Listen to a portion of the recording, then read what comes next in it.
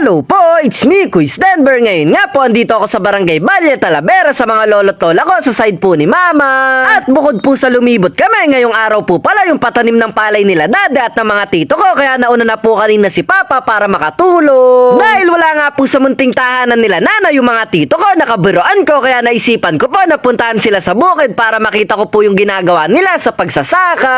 Pagtapos ko pong tumawid sa irrigation, wow, English yun na. Pagtapos ko pong tumawid sa irrigation, natatanaw ko na po sila. Kaya mabilis na po kaming nag-step to the left, step to the right sa putikan ng kasama ko na si Tita Ka. Eto nga po pala yung unang pagkakataon ko na umapak sa putikan sa bukid. Kaya ang saya po dahil ang lamig po sa pa, tapos lumulubog bawat hakbang. Kaya bukas pa po ako makakarating. Biro lang po. Naghahanda pa lang po yung ibang pinitakan na nadaanan namin. Kaya malambot pa po yung pilapil nila at bawal pang daanan. Pero nung malapit na po kami, may mga pilapil naman na po na matigas. Tapos may dadaanan pa nga po ako dito na tulay para makatawid sa kabila. At sa kabako po, napainom na lang ako ng tubig na water. Sa 15 minutes po namin nagtyagang naglakbay. Sa wakas po, nakarating na kami dito sa bungad at naabutan ko po yung mga tito ko na abalang nagtatanim. Sa luwang nga po ng tatamnan, lilima lang po na magtatanim yung mga tito ko at sila po yung tinatawag na limang kaliwete. Kaya sabi ko po, ako na yung pang-anim dahil kaliwete din po ako pero tagakalat lang muna ng punla.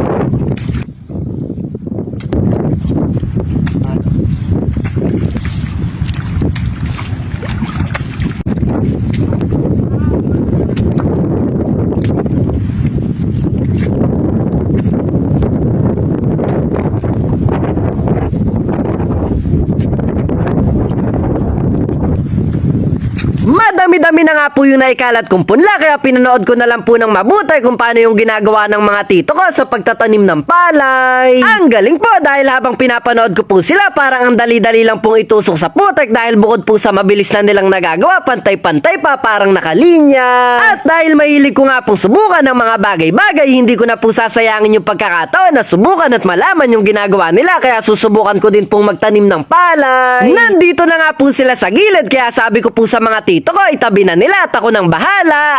Ay no, ganun sana. Unang beses pa lang, kailangan lang ng lakas ng loob. Oh, diba? Pag gusto, may paraan. Pag nahihirapan, dapat pag-aralan. Pag kaya, wag na po natin iasa sa iba. Tsaka pag kaya nila, dapat kaya ko din, pero sa sariling pamamaraan. Ngayon nga po na nasubukan ko magtanim, masaya po pala at nakaka-enjoy. Pero syempre po, nandun yung hirap, ngawit, sakit ng balakang at ng buong katawan. Dahil totoo po talaga na magtanim ay hindi biro. Maghapong nakayuko, hindi man lang makaupo. Kaya ang message ko po sa lahat ng nagtatrabaho, lalo na po sa lahat ng magsasaka, manananim na nakasilong sa init ng araw at nadidikitan ng putik sa gitna ng bukid, sobra-sobrang laking saludo po namin para sa inyo. Maraming salamat po sa binibigay niyong pawis, pagtsatsaga at sakripisyo para sa inyong mga mahal sa buhay at sa mamamayang Pilipino. Dahil kung wala pong magsasakang magtatanim gaya niyo, wala pong aanihan at walang mabibiling butil ng bigas na kakainin ng kapwa-tao. Kaya ang hiling ko lang po para sa lahat na nagtatrabaho at magsasaka gaya ng aking pamilya ay magkaroon po sana ng magandang ani ang bawat hanap buhay. At para po sa lahat ng nagtatrabaho, wag po nating kakalimutan na magpahinga din kahit minsan dahil ang mahalaga ay importante. Ang importante po ay yung magkaroon tayo ng malakas na pangangatawan kaya wag po nating kakalimutan na magtira din ng para sa sarili. Kahit mahirap man po ang buhay, tiyaga-tiyaga lang at magsumikap sabayan ng panalangin sa Panginoon, siguradong maaabot din po ang pangarap. Nung natapos ko na po yung tinaniman ko, iniwan ko na po yung mga tito ko dahil pupuntahan ko naman po yung lolo ko na si Daddy Rude kahit malayo. Bali 10 minutes naman po yung nilakbay ko papunta kay Daddy at nasa bandang gitna po si Daddy tapos nakasakay sa bilisan tuloy na traktor para lumambot po yung ibang tatamnan nila tito. Ayun nga po yung layo ng pinanggalingan namin kanina bago po makarating dito.